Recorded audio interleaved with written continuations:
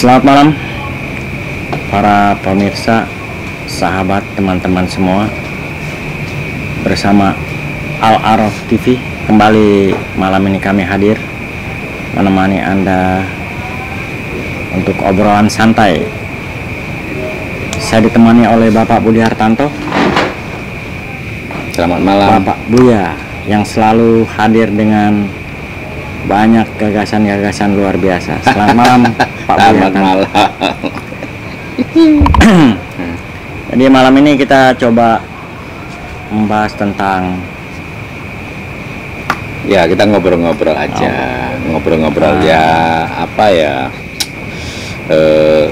dunia ini kalau tidak ada ilmu pengetahuan rasanya sepi dan ya monoton gitu ya. ya Makanya kan Allah sendiri kan juga sudah berfirman bahwa kau manusia aku ciptakan dari makhluk yang paling sempurna dibandingkan dengan makhluk-makhluk ciptaanku. Nah, sempurnanya itu salah satunya adalah diberi tambahan akal pikiran. Nah, akal pikiran itulah yang akan dipergunakan untuk meramaikan dunia ini atau bumi ini, sehingga kelanjutan hidup bumi ini akan terus menerus berjalan terus untuk menyongsong masa depan sampai hari kiamat. Sampai Allah menakdirkan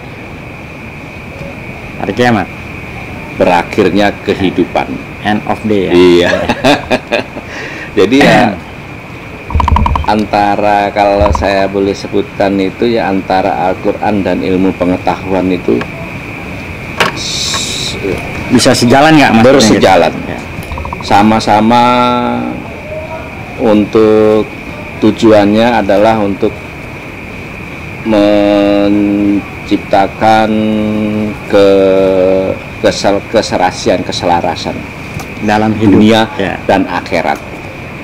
Sehingga apa ya, Al-Quran itu sebenarnya sih apa sih Pak Al-Quran itu Pak? Ya, Al-Quran itu kan firman Allah. Nah, itu kan kalau para ulama kan bilang itu kalam Allah. Di situ semua aturan-aturan untuk bagaimana kita hidup itu kan ada dalam Al-Quran. Makanya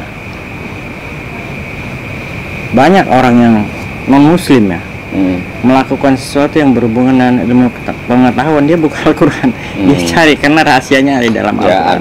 Kalau saya pernah membaca literatur Buya Hamka, ya, itu tersebutkan dalam kutukan saya itu bahwa Al-Quran itu sebenarnya sebagai petunjuk manusia hidup di dunia dan di akhirat. Jadi petunjuk itu Pak, dari petunjuk itulah timbul para ahli alim ulama melalui ijma'nya lah ya, gitu ya. Itu menciptakan hukum atau norma-norma. Jadi Al-Quran itu sebenarnya sumber hukum. Ya, sumber dari segala hukum dan ya, ilmu Pak. Ya, sumber hukum. Sehingga dalam kehidupan bermasyarakat itu ya sumbernya dari Al-Quran itu. Ya, itu jadi memang petunjuk Pak. Jadi dari petunjuk itulah bisa menghasilkan syariat dan syar'i, ya, hukum-hukum. Kalau di ilmu pengetahuan itu tadi yang Bapak sebutkan tadi ya, ada sebagai Al-Quran sendiri ada petunjuknya itu, bahwa kalau ingin menguasai ruang angkasa, gitu, di situ ada, pergilah ke langit, tapi kamu nggak bisa tanpa menggunakan kekuatan. Ya, itu akal. Jadi dengan petunjuk itulah akal manusia menciptakan ilmu pengetahuan tentang teknologi yang bisa mengantarkan dia terbang. Ya, tapi itu di sana, Pak. Kalau kembali ke akal itu sifatnya dia terbatas. Mungkin kalau maaf ini kita sebagai muslim dan kita yakin, kita tahu akal kita itu terbatas, tapi orang yang non muslim, para ilmuwan, mereka mentuhankan akal mereka. Nah itu makanya dalam Al-Quran saya pernah baca satu buku waktu itu, kita punya akal, kita gunakan, kita bisa memprediksi.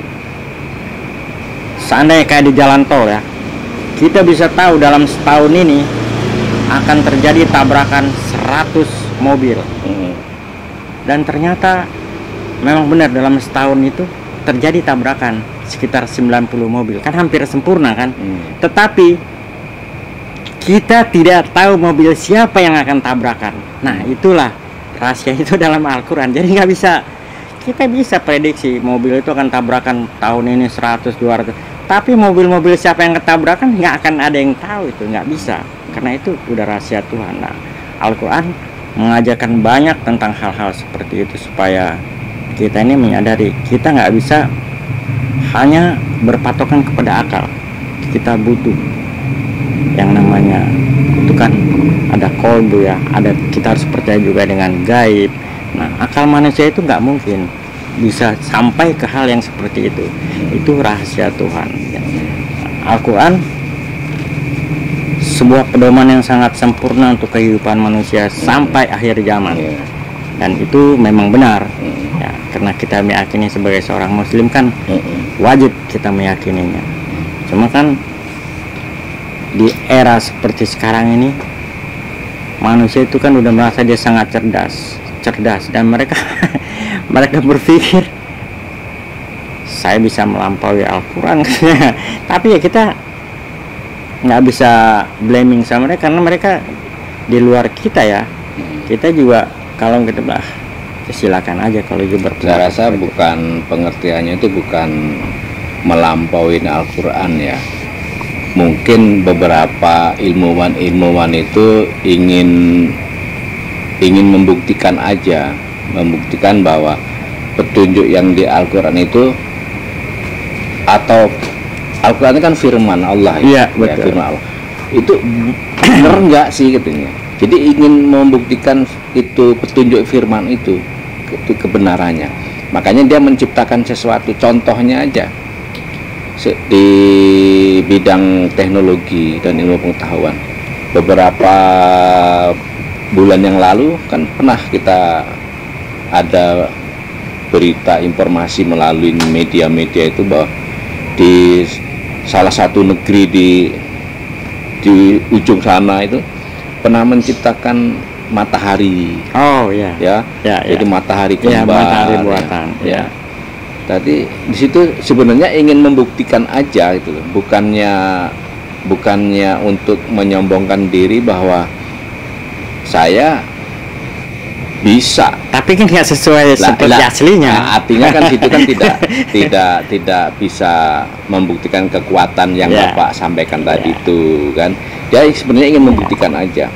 Ya banyak negeri-negeri yang ilmuwannya sudah mumpuni, dia menciptakan sesuatu benda yang menyerupai manusia, ya, tapi tidak bisa seperti utuh, yang seperti kodratnya manusia kan, itu nggak bisa sempurna, nggak bisa. Betul. Mungkin mereka bisa bikin dengan teknologi robot atau chip, tapi mereka nggak bisa ciptakan ruhnya. Artinya kan ilmu pengetahuan dipergunakan untuk menciptakan sesuatu yang tujuannya adalah membantu atau membawa manusia untuk mencapai tujuannya di dunia. Jadi untuk mencapai kebahagiaan juga itu. Jadi identik dengan Al-Quran kan, Al-Quran sendiri. Betul Pak ya. Tapi di situ harus disadari bahwa akal kita itu punya keterbatasan. Makanya mungkin Pak Budi sendiri bilang supaya demi kemaslahatan manusia di dunia, tapi harus ingat ada batasnya. Karena oke, mereka bikin orang lah ya, bentuk orang sempurna dengan kualitas macam robot, pasang chip mereka gunakan. Nah, ruhnya kan dia nggak bisa bikin. Ya, artinya kan disitulah perbedaannya. Ya, di sana jadi, itu nggak udah di luar. Ada hal-hal yang manusia tidak bisa mensejajarkan dengan Allah. Allah kan atas segala-galanya. Ya, manusia hanya membuktikan bahwa akal pikiran yang diberikan kepada Allah itu dipergunakan gitu loh. Dipergunakan untuk menyongsong kehidupan di dunia ini, untuk menjalanin itu. Jadi bukan untuk menandingin, bukan. Kalau orang yang mempunyai pemikiran ingin menandingin, nah itulah manusia yang sesat. Manusia yang sesat. Soalnya begini ya Pak Budi ya, kita ingatkan Einstein itu luar biasa. Einstein itu orang nomor 2 di dunia yang duduk di Royal Society of London kan. Einstein dulu pertama, Newton, Einstein yang kedua, baru Stephen Hawking yang ketiga. Nah, dia bilang dia punya teori, apa yang dia buat itu dia katakan segala sesuatu yang saya kerjakan ada ikut campur tangan Tuhan di sini. Dia berarti dia percaya Tuhan, cuma dia bukan Muslim. Nah, dia Tuhan yang mana yang dia maksud? Nah, ini kita ya, saya juga nggak begitu paham maksudnya Tuhan yang mana. Karena dia bukan seorang Muslim. Sementara kita meyakini kalau Tuhan kita kan Allah. Nah, ya artinya kan gini Pak. Jadi Al-Quran itu kan tadi yang saya sampaikan tadi kan sebagai sumber secara ilmu pengetahuan. Iya, betul sekali. Baik ilmu pengetahuan secara matematik, gitu. Ilmu pengetahuan tentang kedokteran, perkapalan, ruang angkasa, ada di semua di situ.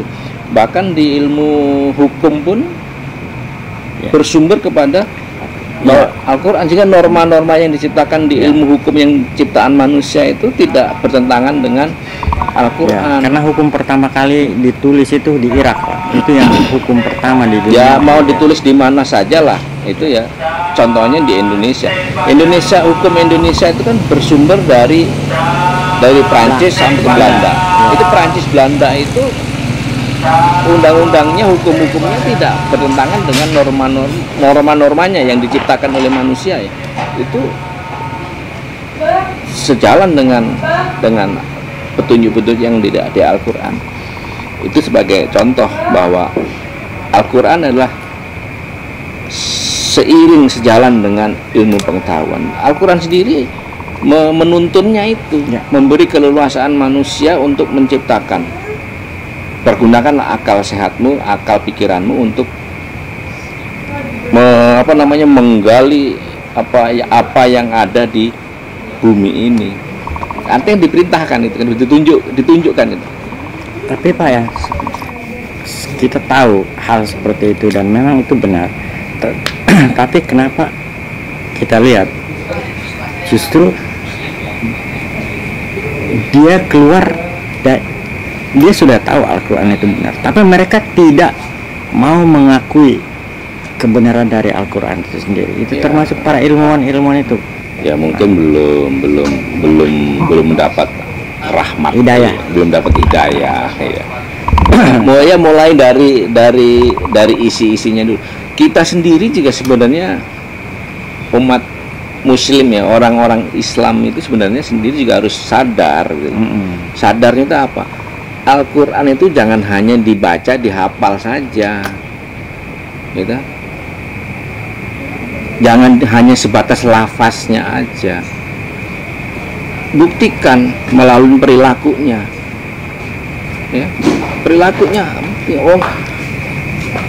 Al-Quran itu kan sebenarnya bukan sistem dalam yang bisa mengatur kehidupan manusia hidup di bumi ini. Itu kalau saya nggak salah ingat tuh, itu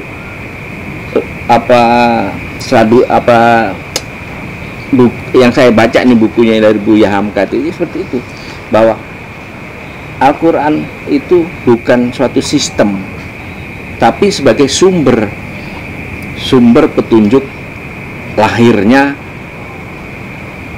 aturan-aturan dan bagaimana harus berperilaku, begitu ya. Betul, sumbernya di situ semua.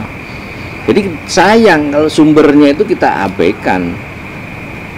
Jadi memang sebaiknya kita harus kembali ke Al-Quran, dan memang kita harus lebih banyak menggali lagi dari Al-Quran. Ya, Al-Quran itu kan sebenarnya kitab suci, karena firman Allah sebagai mukjizatnya Nabi Muhammad, itu mukjizat itu yang dibawakan sama malaikat Jibril. Firman Allah itu masih diterima sama Rasul Nabi Muhammad, disebarkan ke kita-kita ini. Nabi Muhammad itu Al-Quran berjalan. Ya, sebarkan kita ini. Makanya disitulah ada hadis. Ya. Cara menerjemahkan, mengartikan itu di situ tuntunannya kan itu. Begitu. Itu pemahaman saya begitu, Pak. Jadi memang kita harus akui bahwa Al-Quran itu sejalan dengan apapun sampai akhir zamannya. Jadi dia nggak pernah usang. Jadi di zaman seperti apapun Al-Quran itu tetap dia up to date lah, begitu ya. Jadi ya begitu, Pak. Jadi saya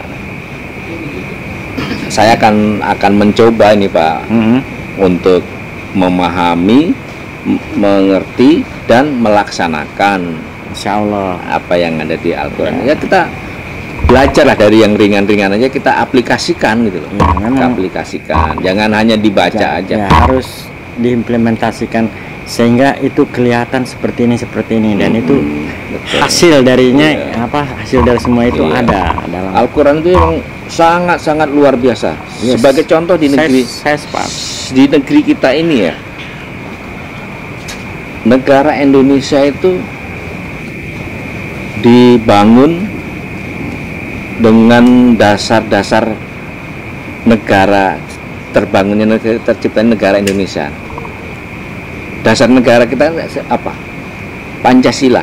Nah, Pancasila itu bersumber juga ketuhanan yang dari Al-Quran. Bapak, saya pernah baca, dan mungkin waktu itu pemilihan Kongres di Amerika, itu dia pakai Al-Quran loh dia. Itu dalam sejarah itu. Dia kebetulan itu yang kongresmen itu orang Muslim. Nah, itu pakai Al-Quran. Mereka tahu memang Al-Quran. Al-Quran itu memang sesuatu yang benar. Semuanya itulah karena orang di luar non Muslim, mereka kan bagaimana ya? Mungkin karena nggak sepaham dengan kita desa itu kan selalu ya. Karena Al-Quran sendiri kan terutama ya apa yang dikatakan dalam Al-Quran itu kan bahwa ini kita agak lari sedikit karena kan musuh dari ini semua kan Yahudi, Pak. Nah, kaum Yahudi ini kan nggak sejalan dengan Al-Quran. Walaupun Yahudi artinya kan Islam itu kan Al-Quran itu kan selaras dengan ilmu-ilmu pengetahuan yang diciptakan oleh manusia. Jadi emang sebagai petunjuk yang harus yang wajib kita imani. Makanya itu ilmuwan itu sebenarnya non Muslim, tapi dia mengambilnya dari Al-Quran. Aneh kan, tapi mereka nggak meyakini. Jadi kan seperti kayaknya. Terima kasih Pak atas waktunya kita ngobrol-ngobrol, sehingga mudah-mudahan ini ada manfaatnya. Insya Allah, Pak. Buat kita ada manfaatnya karena waktu luang kita nggak tidur cepet ya. Kita berbagi lah kita. Mungkin di kemudian kita akan mendapatkan bahan yang lebih baik. Terima kasih para sahabat-sahabatku di luar sana, para youtuber, obrolan kita sehingga ada bermanfaat, dan mohon dukungannya untuk subscribe, like, dan wassalamualaikum warahmatullahi wabarakatuh. Waalaikumsalam warahmatullahi wabarakatuh.